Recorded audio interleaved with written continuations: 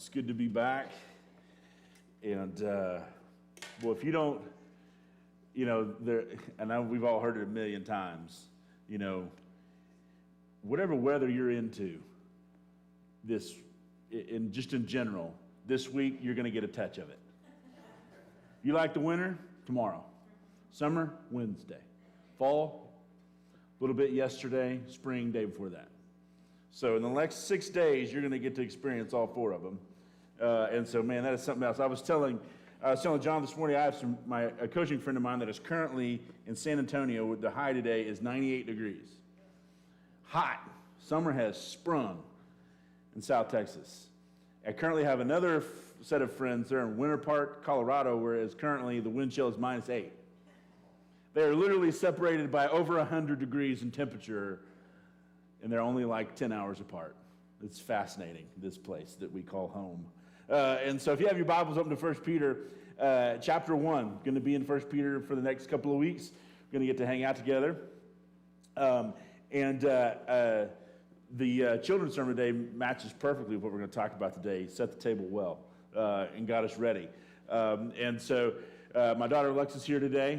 Her twin is currently recovering from tonsillectomy on Friday. I'll tell you what, that is no fun. Her two sisters did it when they were little, but she didn't have really tonsil issues until recently. So we had to take them out on Friday. Man, I tell you what, anesthesia in an 18-year-old young lady is a pretty emotional process. I'll just go ahead and let you say that. I don't have any videos or pictures to share, but let me tell you, it was something else. And so she's recovering at home nicely, so Mom and her are hanging out and all that good stuff. So hopefully the whole crew will be here to next week, so fully recovered. We're talking about being holy, being set apart today. And we're going to look at this idea of, it is nice to be when you're with people that are like-minded with you. Wouldn't you agree? It's a nice feeling. It's a good feeling. It's this idea that we have a lot of confidence when we're with people that are kind of like us. They think about the same things as we do. They like to do the same things. They like to, whether it be a sports team, whether it be a faith community, whether it be your work community, your school community, your sports community, whatever the case may be, it's nice to be around people when you're like-minded. There's a comfort that comes with that, right? There's this idea of I feel a little more, I can say a little bit more, I can talk a little bit more. I bet most of us have probably had some sort of faith-based conversation this morning in the 30 or 45 minutes we've been here. Why? Because there's a comfortability, because we're in a safe space with like-minded people who love and cherish the same things as we do. And so because of that, there's a comfort that comes with this idea of, well, they think the same thing I think, so it's easy to say. It's easier to say. Let's just call it that. Now, this is not an indictment on anything other than unless you are in a place where you are not with like-minded people. Now, all of a sudden, what? It gets incredibly difficult to say something that is in the direct opposition of everyone else that you're currently standing around. Right? All of a sudden, what was incredibly easy in one space is wildly difficult in the other space. Why is that? Good question. I think it has a lot to do with this idea of, as believers, and it's a fancy word, all right? It means the same thing as holy. But sometimes I don't think we trust the sanctification process that God is constantly taking us through, that when he places you in a spot that is different and uncomfortable from where you are normally used to being, we all of a sudden lose confidence in the faith and trust that Jesus Christ is going to get us through that. He's going to get us through that spot. He's going to walk you through that. Why else would he put you there, right? Why else would you be there? And today when we look at 1 Peter, this is a letter written between 62 and 64 AD, all right? So it's written about 30 years, 25 to 30 years after Jesus' death, burial, and resurrection. Peter is writing this letter to a bunch of Gentile believers that have been scattered. In fact, he calls them exiles. None of them are where they're comfortable. None of them are where they would consider home. None of them are with anyone that is remotely close to what they're used to having. but yet they are believers in every single one of those areas. They've been exiled in these spots. They've been, in fact, the phrase they use, dispersed or scattered. Right? They've been scattered all throughout what we would call Turkey today, or Asia Minor back then. So present-day Turkey.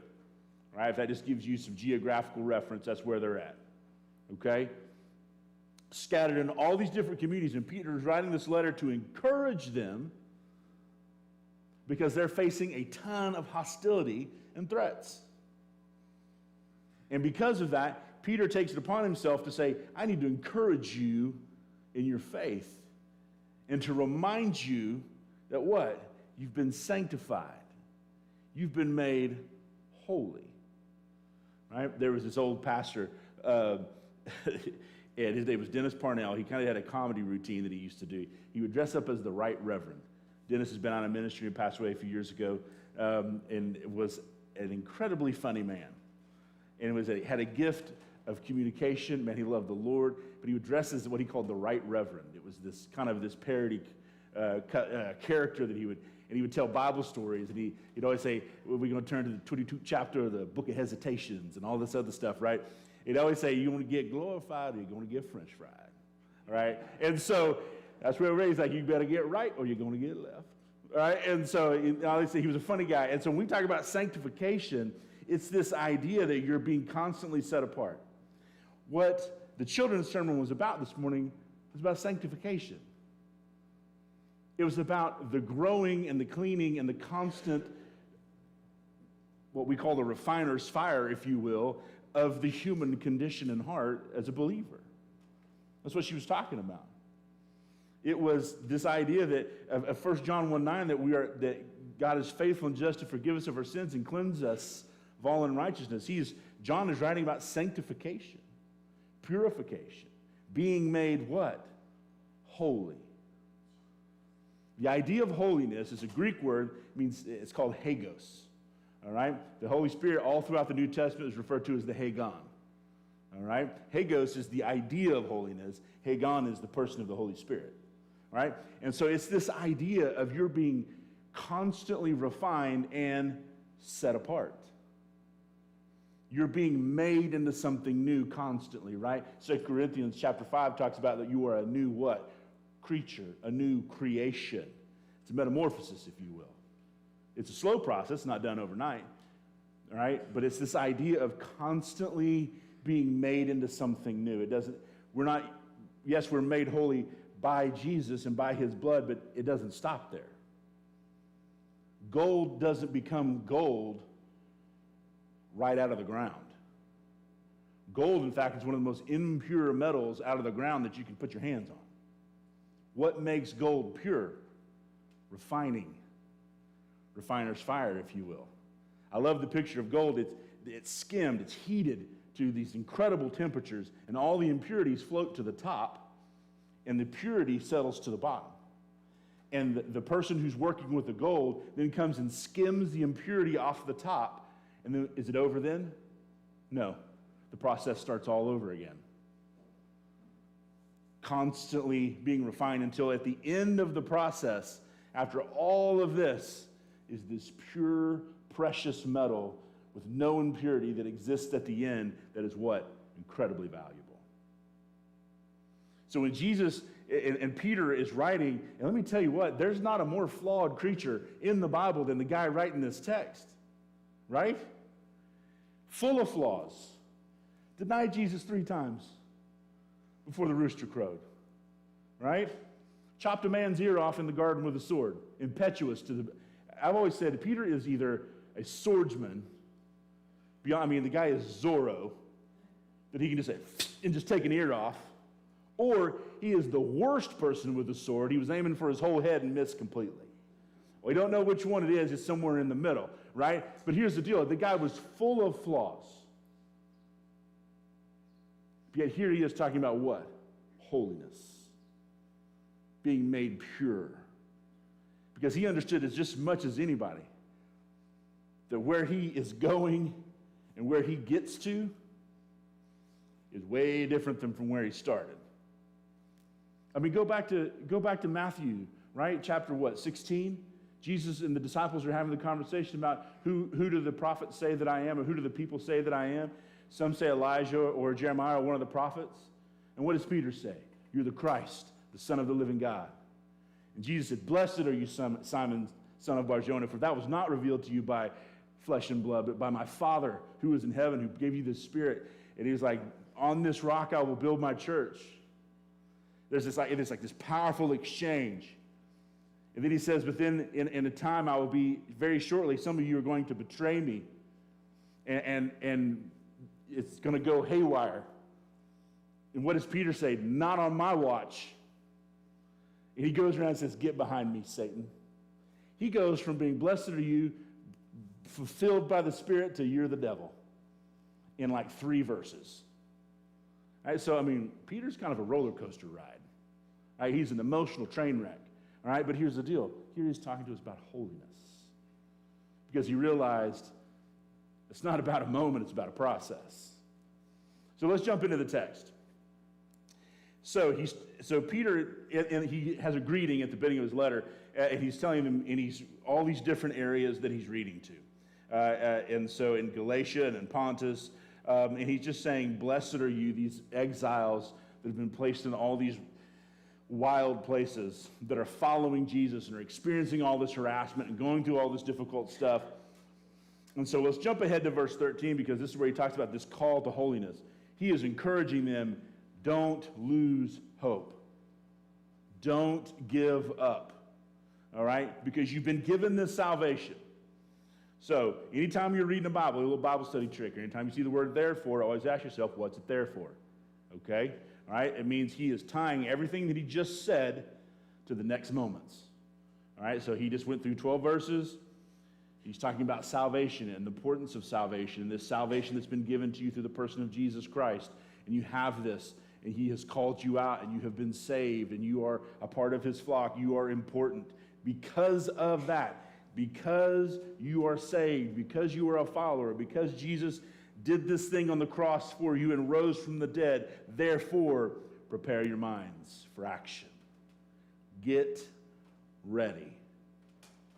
Because I think a big part of holiness is because in Luke, Jesus is described as he grew in what? Wisdom and in stature and in favor with God and man. Jesus himself grew in wisdom with his mind. And physically he grew with his stature, right? But also in this favor with God and man. And obviously he was fully God and fully man at the same time. But also in the Gospels it says, love the Lord your God with all your heart, your soul, and your what? Your mind. Because it is a powerful thing that God has given you, and he has given you the ability to think and to prepare it and to get right and put yourself on guard. That wind's getting gnarly out there, isn't it? We'll see. This will be fun, all right? And so prepare your minds for action and be sober-minded. Set your hope fully on the grace that will be brought to you at the revelation of Jesus Christ. He was reminding them, though it is hard, though it is difficult, though you are exiled and you are in a place where it is not easy to talk about the things that you know and you love, do not lose hope, but focus and set your mind on the things of God. Be reminded of the treasure of your eternity. Be reminded, be sober-minded. Don't allow yourself to be tricked or fooled or pulled away or even trade on your truths. Sometimes we'll do that, or sometimes we'll entertain the idea, well, maybe it's not exactly like that. Maybe there's some wiggle room for something else to be true, because you don't want to be the one that upsets the apple cart. You don't want to be the one that's standing on the outside while everybody else is, because nobody likes that feeling. Let's just be honest. Nobody wants to be the 99er over here and you're the one saying, no, that's not right. And you know it's not right, but man, there's 99 of them over there. It'd be so much easier just to go join them and just kind of trade on a little bit here, right? Just to be a part of that group so I just don't feel so ostracized. I don't feel like I'm on the outside looking in. That's a terrible feeling.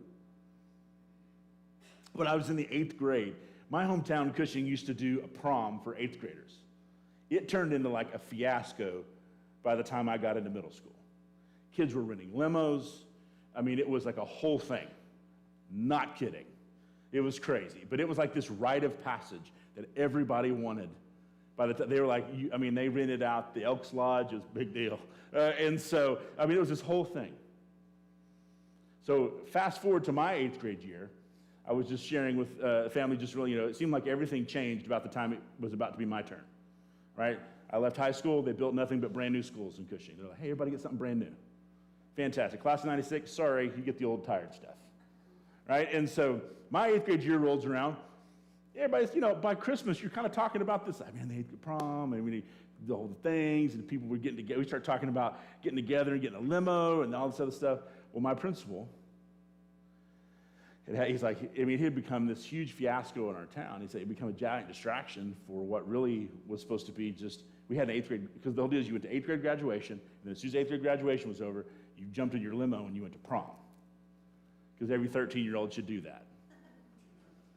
Now, I'm 47 years old. I look back on now, and that was ridiculous. But at the time, it was like all you ever wanted. So we come back from Christmas break, my 8th grade year, and there's this huge, big announcement. School board had voted it, superintendent rubber stamped it, no more prom. Let me tell you what, it was like, big deal, right? Kind of like Footloose kind of deal, canceled the dance, like what are we doing here, right? It was gnarly in my hometown that whole spring. Parents were going to school board meetings. So then this group of parents, about spring break, decide we're going to have our own prom.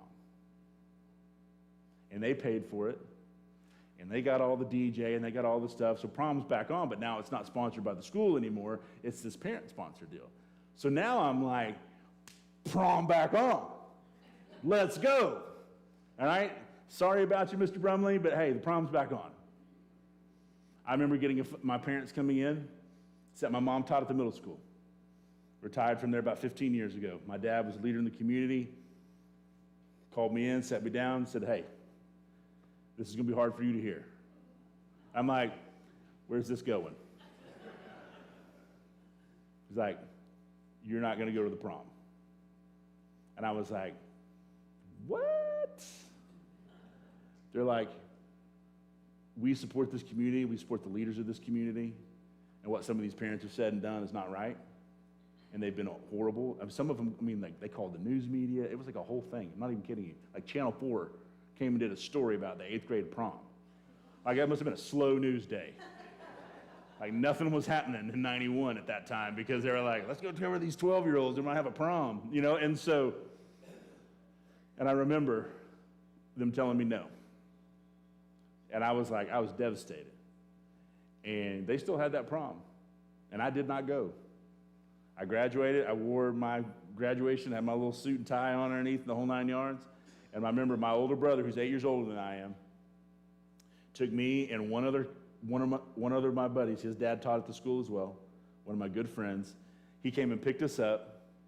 He took us to eat in Stillwater, and we went to a movie, and we went and hung out and just did some fun stuff with my older brother, which we thought that was cool because he was like a college kid, and all this other stuff. But that was hard.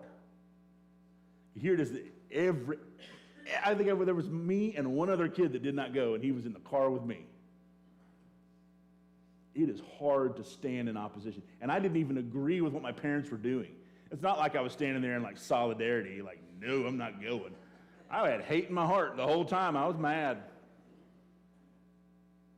But I look back on it now, and I know exactly what my parents were doing because what is right is always right.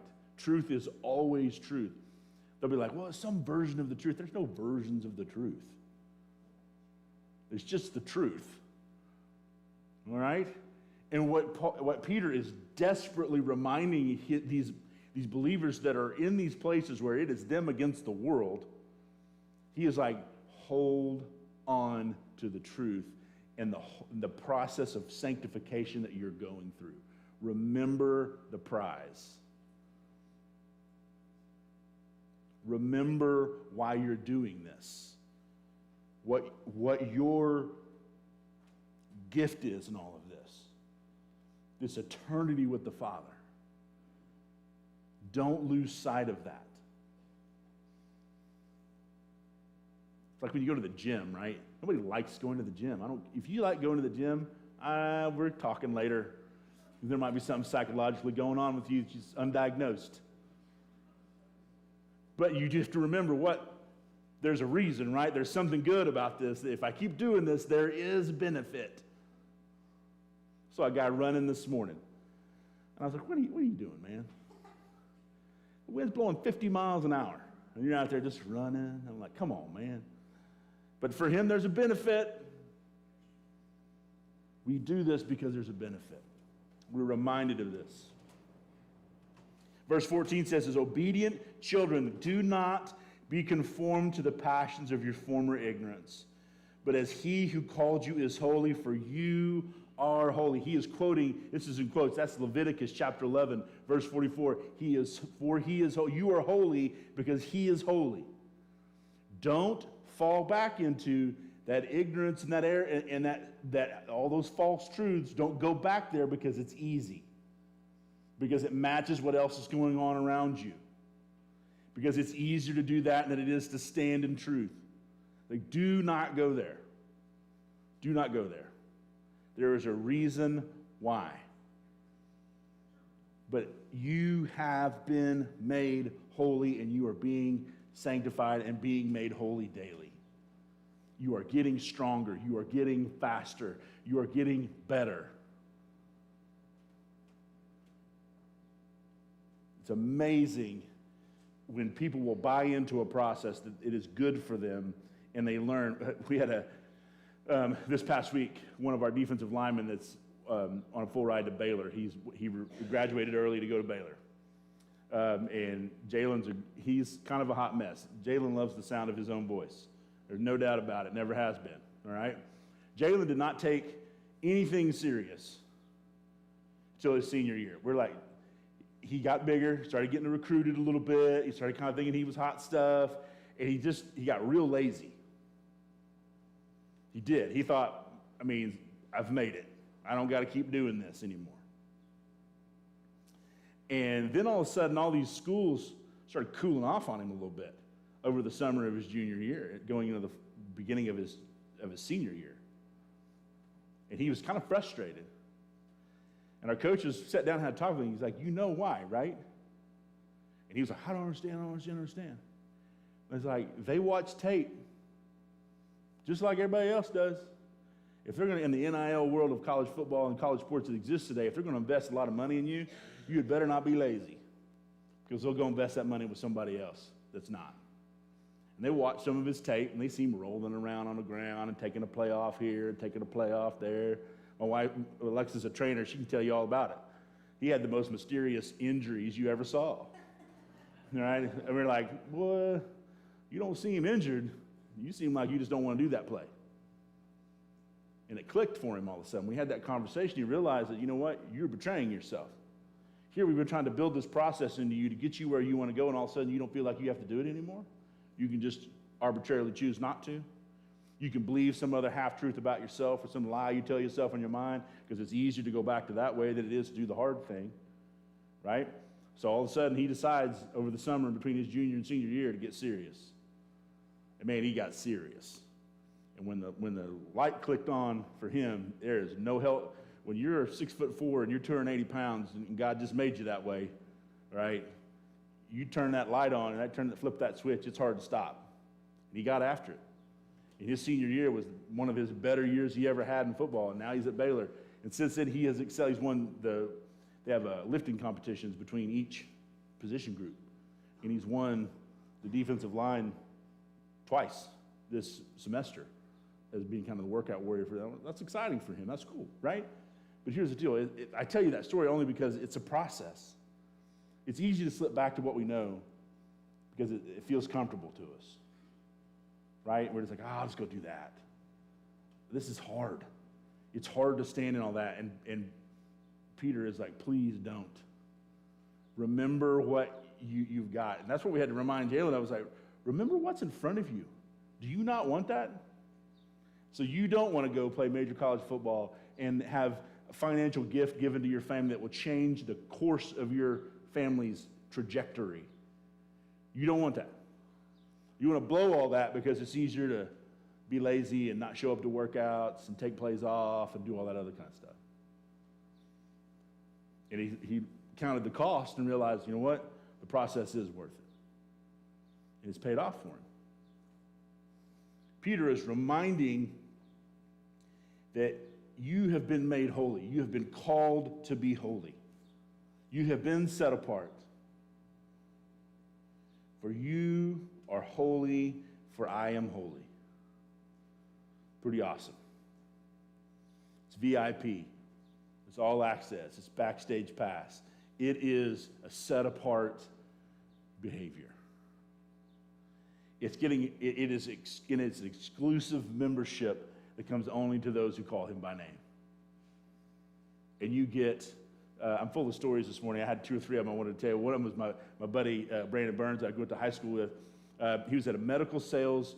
He does medical sales. He's very successful. He's done that for his whole life.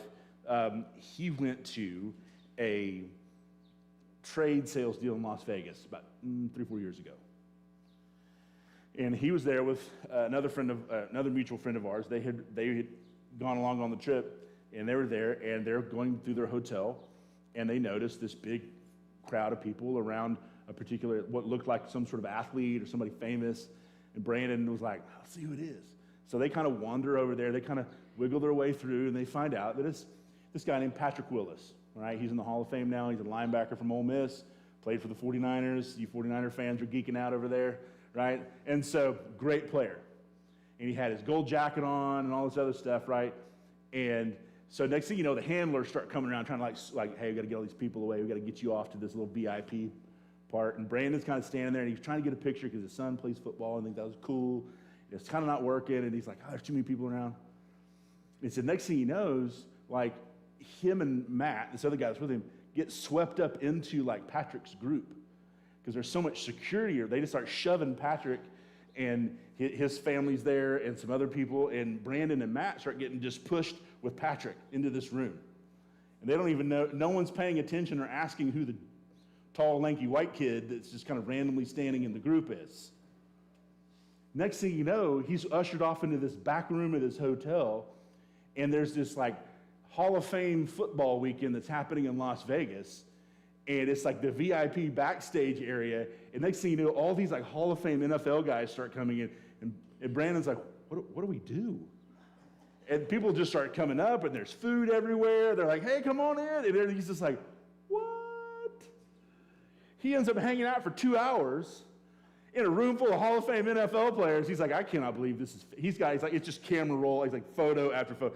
Here's Troy Aikman. Here's him at Smith. And I was like, I'm like, what? He's like, dude, I can't even explain to you how that happened. It's like, all I know is I got swept up, and here's the cool thing. He got to meet Patrick Willis, ultimately. He said, we hit it off. He said, we exchanged phone numbers. And he said, I've spoken to him one time. He goes, it was right before my son's 8th grade football season. I said, you know what? I'm going to text Patrick Willis and see if he'll tell my son have a great 8th grade football season.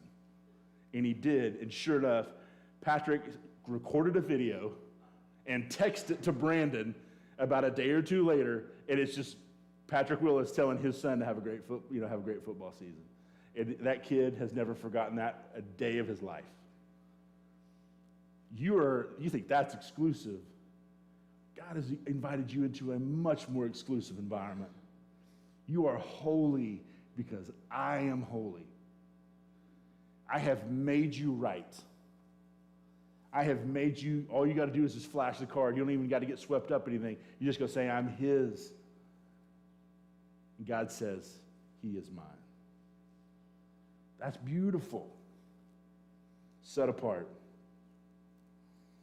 You go down knowing all this to be true. You have been ransomed.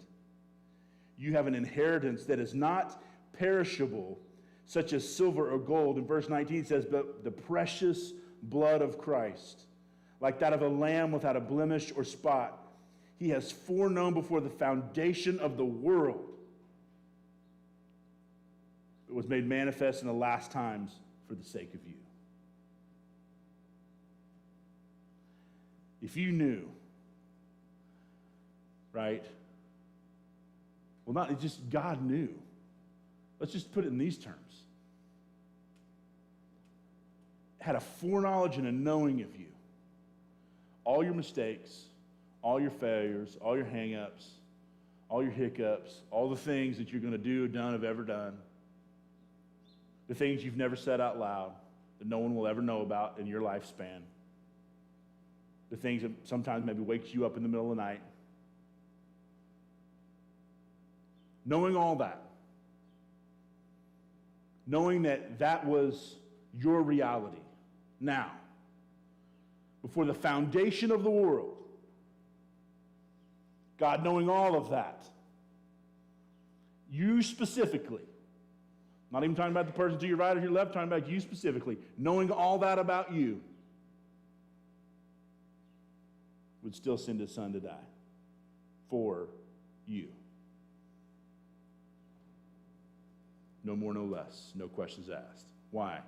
That's how much he loves you and desires for you to be holy and to be right in the eyes of God. Before the foundation of the world, he said so. You were worth it before all that existed was just spans. No earth, no solar system, no planets, no galaxies, no time zones, no nothing. You're worth it. Before all of that. So how can you in confidence stand in those moments where no one else seems to be on the same page as you? That's why. Because you're worth it. It's worth it. You've been set apart. You've been made holy by the shed blood. The unblemished blood of Christ has made you holy. Now, is that where we stop? No. Every day we are chasing after him. Luke 9, right? Daily I take up my cross and I follow after him. Daily, daily, daily. Minute by minute. Sometimes it's like, I just got to get through the next 30 minutes because after I don't know what the next hour holds. I just need the next 30 minutes. Sometimes it's that close. Peter understood it, I think, better than Paul. I mean, Peter just has such a unique perspective to it all. And he understood that I have been, like, knowing what I have done. I mean, here Peter's telling them, he's made us holy. Guys, I'm holy. I've been set apart by God. And I cut a dude's ear off with a sword, all within the last couple of years. I mean, an hour or two after he was crucified, I was asked if I was the Galilean that traveled with Jesus, and I said no. Not just once, not just twice. 3 times I was given the opportunity to stand in opposition to what I knew was false and to proclaim truth, and I did it 3 times. Say, I get exile. I get feeling like the pressure's coming, but I've been made whole because God said so and did so. So this week, as you go about your life and you go on wherever God takes you this week, remember, you've been set apart.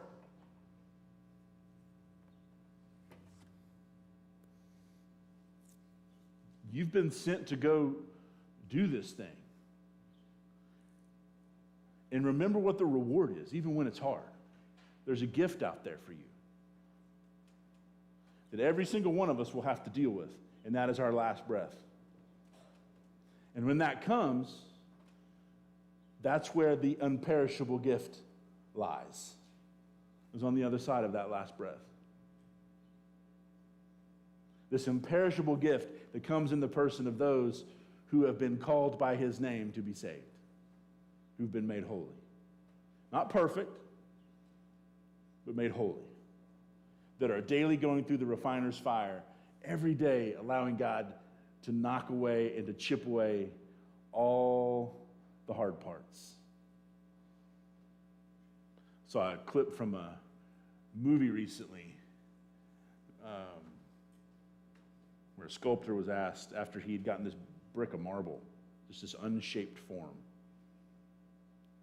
And the sculptor, after months and months and months, created this beautiful statue. And he showed it to all those who would see, and they were just in awe of his work. And they were like, goodness gracious, this is amazing that you've created this. And he goes, oh, the sculpture was always there. He said, I just took away the excess parts. The beauty is always there. The holiness is there.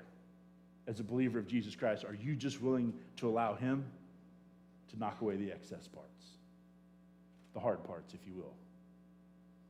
Parts of the chicken that my wife won't eat. The hard parts, as she likes to call it. Are you willing to allow him to remove those things? It stings and it hurts. And it's hard and it's difficult. And sometimes friendships have to end. Sometimes how you spend your money has to change. Sometimes where you go has to change. Some of that has to happen. That's just part of it. Jesus himself, he took these 12 disciples, and they followed after him. He uprooted their life a little bit. Some things had to change. Sometimes they do, and that's okay. It's worth it. I promise you it's worth it. You ask Jalen Battle, was it worth making those changes to get where you're at right now? I promise you he'll tell you 100% yes. Because it's going to change his life forever. Because it was worth to make that one subtle change. Sometimes it's just a simple readjustment. Makes all the difference in the world. You've been made holy, for he is holy. So this week, go chase after that, right? Whatever that looks like for you. Whatever simple readjustment, recalculation that needs to be in your life to get a little bit closer, try that. Set that up. Do what's necessary. I had a friend of mine in college that set his alarm on his watch to go off every hour just to remind himself that just God was good. He would beep, and he would stop wherever he was at, and he would say, man, God's good. Just going about his day. It was for him, it was a constant reminder. Every hour of the day, man, God's just good. And to trust that. Let's pray.